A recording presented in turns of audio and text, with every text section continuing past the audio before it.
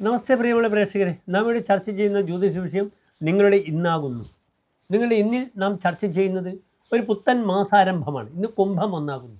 അപ്രകാരം ഇന്നത്തെ ഇംഗ്ലീഷ് തീയതി തന്നെ 2026 ഫെബ്രുവരി മാസം 13-ാം തീയതിയാകുന്നു. ഇന്ന് വെള്ളിയാഴ്ചയാകുന്നു, ശുക്രവാരം. ഇന്ന് വെള്ളിയാഴ്ച സൂര്യോദയം തൃശ്ശൂരിൽ കാലത്ത് 6:49, അസ്തമയം വൈകിട്ട് 6:29. ഇന്നത്തെ രാഹുകാലം വെള്ളിയാഴ്ച കാലത്ത് 10:30 മുതൽ 12 മണി വരെയുള്ള സമയം. നാം ഒരു ശുഭകാര്യങ്ങളും രാഹുകാലത്ത് അനുഷ്ഠിക്കാറില്ല. ഇന്നത്തെ വെള്ളിയാഴ്ചത്തെ മറ്റൊരു പോരായ്മ, സ്ത്രീകൾ, ഗർഭിണികൾ, നാൽക്കാലികൾ ഇത് സഞ്ചരിക്കാൻ പാടില്ലാത്ത ദിനമാകുന്നു വെള്ളിയാഴ്ച, പ്രത്യേകിച്ച് സ്ത്രീകൾ. ഇന്ന് നാൽക്കാലികളെ സഞ്ചാരമൊക്കെ കുറവാണ്. പഴയകാലത്ത് നമ്മുടെ നാട്ടിലുള്ള ഏറ്റവും വലിയ ബലം ഗോക്കളെ കൊണ്ടുള്ള ബലമായിരുന്നു, പശുക്കളെ കൊണ്ട്. പഴയകാലത്ത് പ്രതാപം അറിയിക്കുക, എത്ര പശുക്കളുണ്ട്, അല്ലെങ്കിൽ എത്ര കുതിരകളുണ്ട്, എത്ര ആനകളുണ്ട്, ഇതിൻ്റെയൊക്കെ കണക്കെടുപ്പായിരുന്നു. ആ കാലമൊക്കെ കഴിഞ്ഞു. അക്കാലത്ത് വെള്ളിയാഴ്ച ദിനങ്ങളിൽ നാൽക്കാലികളെ സഞ്ചരിപ്പിക്കാറില്ല. ഗർഭിണികൾ പ്രത്യേകിച്ച് ശ്രദ്ധിക്കുക. അപ്രകാരമാണ് വെള്ളിയാഴ്ചയിൽ. ഇന്നത്തെ തിഥി കറുത്തപക്ഷ ഏകാദശിയാണ്. ഏകാദശി ആരുടെ ദിനമാണ്? കൃഷ്ണൻ്റെ ദിനമാണ്. കറുത്തപക്ഷ ഏകാദശിക്ക് വളരെയധികം പ്രത്യേകതയുണ്ട്. കൃഷ്ണനുമായി ബന്ധപ്പെട്ട വിഷയത്തിൽ ചെറിയ മക്കളുടെ പേരിൽ വെണ്ണ നിവേദ്യം, തുളസിമാല, പാൽപ്പായസം ചെയ്യുക. പ്രത്യേകിച്ച് കുട്ടികളുടെ പേരിൽ 11 വയസ്സിന് താഴെയുള്ള കുട്ടികളുടെ പേരിൽ വെണ്ണ നിവേദ്യം ചെയ്യുക. നിങ്ങളുടെ പേരിൽ തുളസിമാല, പാൽപ്പായസവും ചെയ്യുക. വളരെ അനുകൂലമാണ്. വികൃതികളായ കുട്ടികൾക്കും എന്ത് ചെയ്യണം?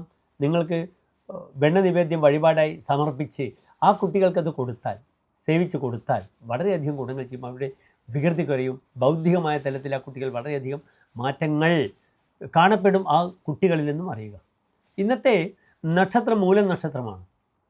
മൂലം വെളുത്ത പക്ഷത്തിലെ മൂലമാണെങ്കിൽ നല്ലതാണ്. കറുത്ത പക്ഷത്തിലെ മൂലം അത്ര ഗുണമല്ല.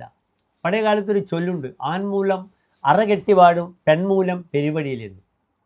പുരുഷന് മൂലം നല്ല നക്ഷത്രമാണ്. പക്ഷേ വെളുത്ത പക്ഷത്തിലാണെങ്കിൽ അതിന് സവിശേഷതകളുണ്ട്. ഇത് കറുത്ത പക്ഷത്തിലേതാണ്.